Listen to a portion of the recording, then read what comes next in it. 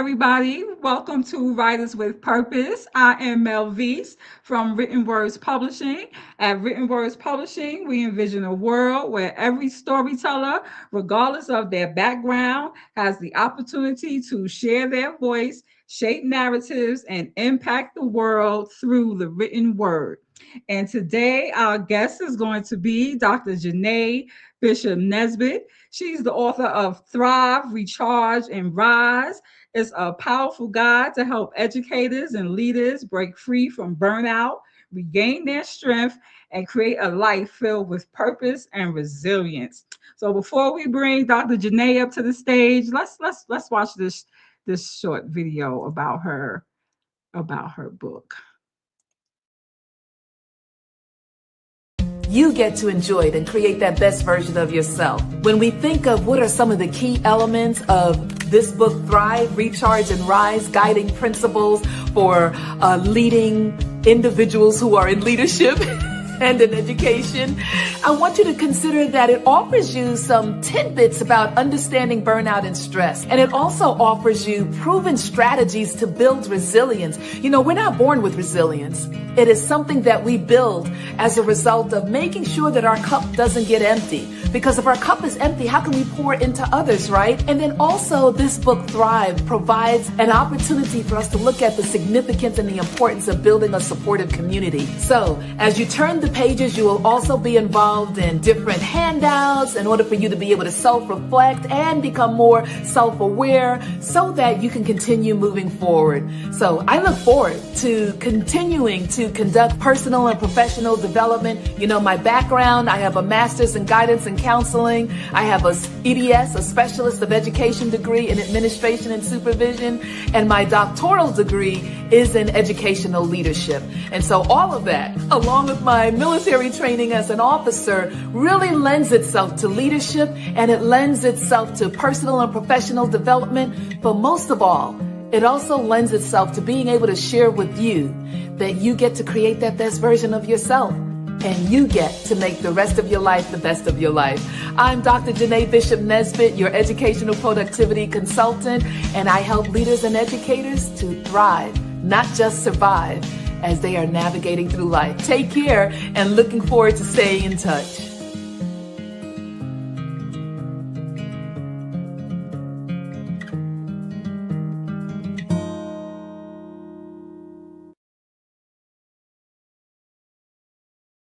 Yes. Let's welcome Dr. Janae to the stage. That's awesome. Hello, how are you doing today? I am blessed and favored. Thank you, Melvese, for having me on this evening. I am just so glad to spend this time with you and your audience. Thank you. Thank you for joining us. Well, that video did tell us a good bit about you and who you are and what you do. So you tell us, what is the purpose behind Thrive, Recharge, and Rise? Oh gosh, what a great question. Well, you know, I want to make sure that everyone is aware that burnout is not a reflection of failure in your life. It is actually feedback telling us what we're experiencing at that time. And so as educators and leaders, it's important that we look at that we can thrive when we learn to protect our energies, set boundaries, and build sustainable resilience. You know, even though I've had leadership positions in my professional life, I always emphasize to women in particular that you also embrace personal leadership roles, whether it's as a wife, a mother, a grandparent, a caregiver, being involved in the church and in the community, and volunteerism. So when you're juggling all of these different leadership roles, both personal and professional, we need to look at ways that we can thrive, recharge, and then rise and continue moving forward. That is definitely true. We have to be able to recharge so that we can move forward, and we have to be able to thrive when we take that move forward. Is your book, because you mentioned that is good for educators, but is it for a broad range of professions, like anybody who would just be an all-around person that's involved with family, work, church, serving, volunteering, doing all these different things and trying to maintain Maintain sanity in the chaotic world, right? Exactly. Oh my goodness. Yes, it is actually for everyone. I named the book as a guide to leaders and educators because, of course, my background is in education.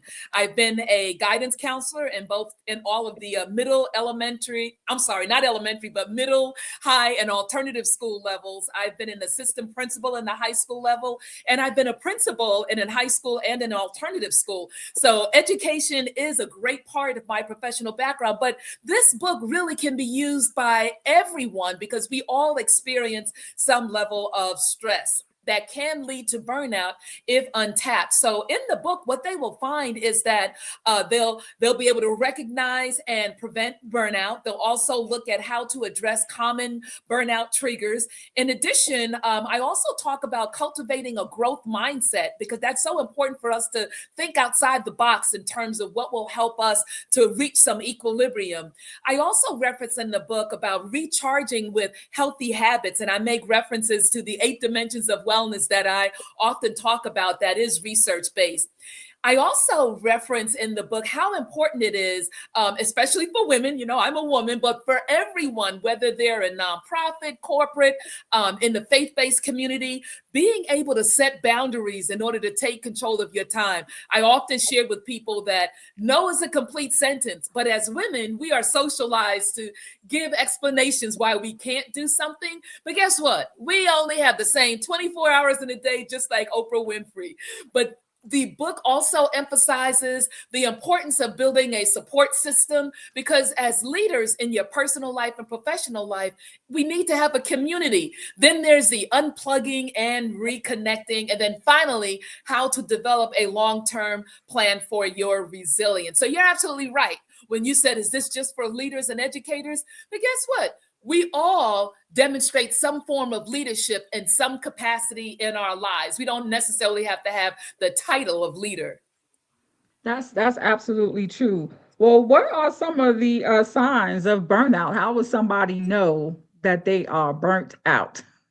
Oh my goodness. you know, the reason why I chuckle is because depending on the chapter of life that we're in, that can change and manifest itself in different ways. But some of the signs of burnout that's so important for us to recognize early is that chronic fatigue. For some people, they don't really even feel like getting out of bed. They may be demonstrating irritability, loss of focus, and emotional exhaustion. And all of these symptoms happen before the crisis hits.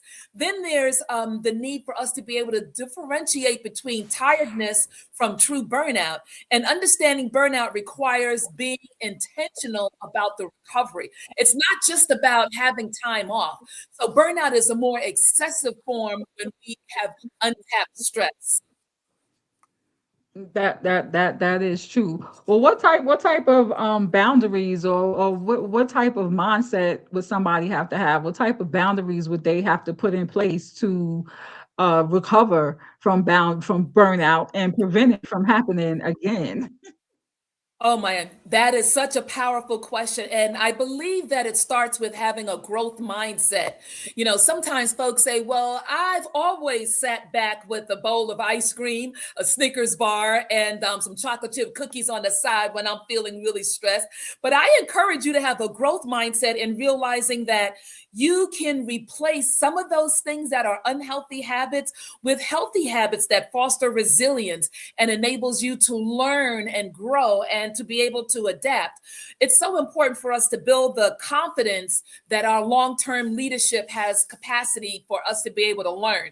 And so when we think about what are some things that can be done, consider the 8 dimensions of wellness, where we look at thriving through these dimensions. It might be spiritual wellness, right? How do we center ourselves? For many people, that might be prayer and meditation. Then there's physical well-being to thrive and to address burnout and stress. And that physical well-being may be to go for a walk when you're feeling really stretched and stressed. It may be making sure to work out regularly because our bodies are a machine, right?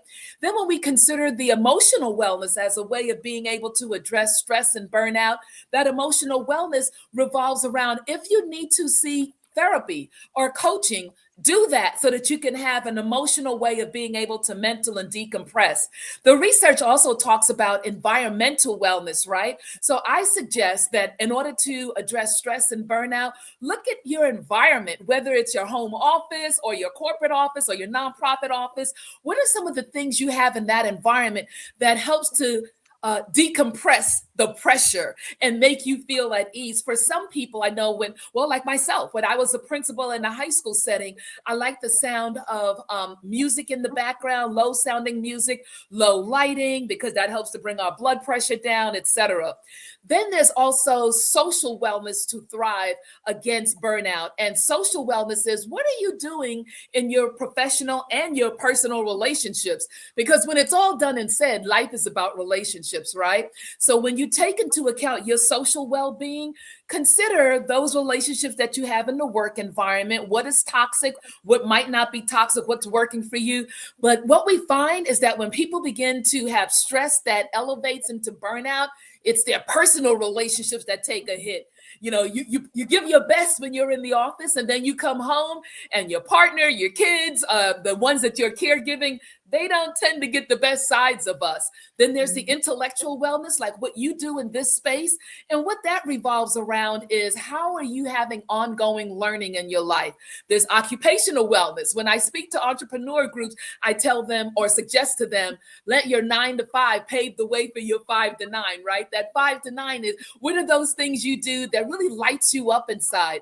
And then finally, one way to be able to minimize burnout and stress is to consider, why am I getting burned out? And for some people, it might be the finances, their budget, or the lack of a budget. So in financial wellness, you have to take into account, what does it take for me to live comfortably, and how do I get there? And as you achieve those goals in all of those dimensions, it should minimize the burnout, minimizing the stress, and helping you to be able to thrive.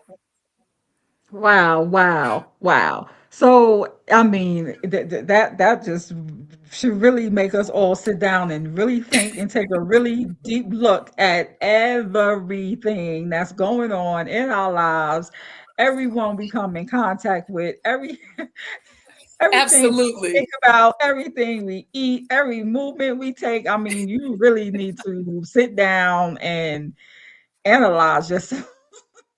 It is, and this does sound like it's going to add another layer of stress, right? Just considering all those things. But I was invited to participate in a women's Bible study, and it was at the beginning of a year, several years ago.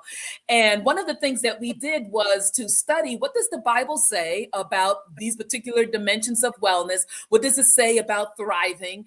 And what we find is that it is supported scripturally. So in that particular Bible study, we created vision boards, and the participating ladies had to outline how they were going to do one thing, just one thing, because we didn't want to overwhelm anyone. Decide on one thing that you're going to do to thrive within that dimension of wellness. And as they place that in, then I encourage them to look at, okay, for this first quarter of the year, what are the 2 dimensions that you're going to strive to improve, to thrive within yourself? And then the next quarter, maybe, there's an additional 2, or you're going to refine the first 2. The goal is not to overwhelm yourself, but to realize that life is a journey, and that we should be living life in such a way that we're not just surviving, but that we are thriving. I had a conversation with someone the other day that, if you knew that you only had 2 weeks to live, and of course, we don't know when the Lord is going to call us home, right? But if you knew you only had 2 weeks to live, what would you do differently? And they mentioned several of the things that they would do differently that did fall within those dimensions that I mentioned earlier. So if not now, then when? It's time for all of us to be able to thrive, and just do it one step at a time. That's true. One step at a time. So I like the way you broke it down. Breaking it down like that makes it not seem so intense. I saw that look in your eye. I said, oh no. Yeah, just take it one step at a time, one section at a time, one action at a time, one day at a time, until you thrive. That's a great way to look at it. Yes, yes. Imagine this. If you had to eat an elephant, you couldn't eat it all in one sitting, right? You ate it one bite at a time. So that's the way to do it. And here's Yes. another reason, Melvese, why it's so important for us to even be aware of it. It's because as we navigate through life, I have met so many women who, when they turn 40 or 50, or even at another golden age beyond that, and they said, I looked in the mirror one day and I saw my mother looking back at me, and I wondered, how did I get here? How can I make the rest of my life to be the best of my life? And so for me, when I became widowed several years ago, and the Lord brought love into my life, and I remarried 4 years ago, it was realizing that I had to work on me. And I hear that so often on different podcasts and lives. But what does that mean exactly? Well, what it means is you can thrive by focusing on those 8 dimensions and creating that better version for yourself. Because this life, it's not a dress rehearsal. This is it. And so create that best version. That is awesome. Well, tell everybody where can they purchase your book, because I think we all need to run and get this. And it's holiday time, y'all. Even if it gets there after Christmas, just give them a card. I got something real special coming for you that is going to cause you to thrive. I'll let you know when it gets Oh, I there. love it. Thank you. Yes. So the book is called Thrive, Recharge, and Rise, a guide to support leaders and educators through burnout. It's available on Amazon.com. Also, check out my website at www.drjanetbishop.com. And I also will encourage you to see on Amazon that I have a gratitude journal, 5 minutes a day to create the life you love to live. And in this season, what the research shows also is that those who are in leadership roles in their life, when we practice gratitude in our life, being grateful for what we have in the here and now, that also helps to diminish stress and helps us to appreciate our lives 1 minute at a time, 1 hour, 1 day, 1 week. And before you know it, we are living a life of contentment. So thank you so much for having me this evening. Oh, by the way, in 2026, I will be facilitating a Women's Thrive Leadership Lab that will peel away the layers of the onion in this way. And so I've been encouraged by folks that I've worked with, and I'm looking forward to launching that somewhere in February, but right before Women's History Month in March. Oh, that would be awesome. So, are you planning on it being a virtual event or in-person Yes. event? Oh, Virtual? yes, definitely Okay. a virtual event. Okay, we will definitely be on the lookout for that, because who doesn't need to unpeel? You just need to peel off all of those layers, peel off all of those bad habits, peel off all of that stress, peel off all of those extra things that you may be involved in that, learn how to say no, learn how to set Yes. boundaries, learn how Yes. to, just sit down and thrive. Take it one day, one step at a time. That is so. That's right. That's right. We cannot continue to pour into others, pour into projects, and think that our cup is not going to get empty. So position ourselves to thrive so that as we are pouring into people and things, we are pouring from the overflow of a full cup. Awesome, awesome. Well, you definitely said more than a cupful with us here today. Thank you. And I want to thank you so much for coming on our show today and talking about Thrive, Recharge, and Rise. Yes, yes, yes, yes, yes. So you all visit Dr. Janae's website, check her out. You can go to her business card here and get her links to all of her social media and everything. Yes.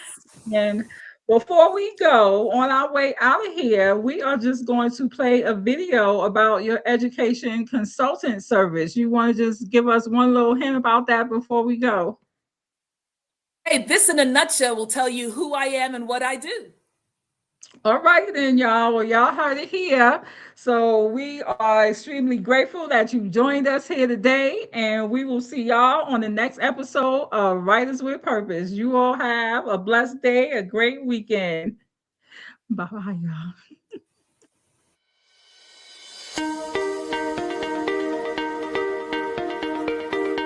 Meet Dr. Janae Bishop Nesbit, a veteran Army officer, former school counselor and K-12 principal turned education consultant, speaker, and author. With a doctorate in educational leadership and decades of experience in school administration and student support, she understands both the challenges and the triumphs of today's educators and leaders. As the founder of Thrive Well Consulting, She empowers school leaders, teachers, and professionals to enhance productivity, build resilience, and achieve work-life balance through workshops, coaching, and keynote events. Whether confronting burnout, navigating stressful transitions, or seeking to elevate school culture and student outcomes, Dr. Bishop Nesbit brings proven strategies grounded in leadership, wellness, and emotional intelligence. Her insights have been featured on national platforms like CNN and in publications such as Atlanta Women Magazine, underscoring her credibility and impact. If you're looking to transform educational environments, boost team performance, or invest in your own leadership journey, she offers personalized guidance rooted in real-world experience and a commitment to your success. Schedule your free 30-minute consultation today and start your journey.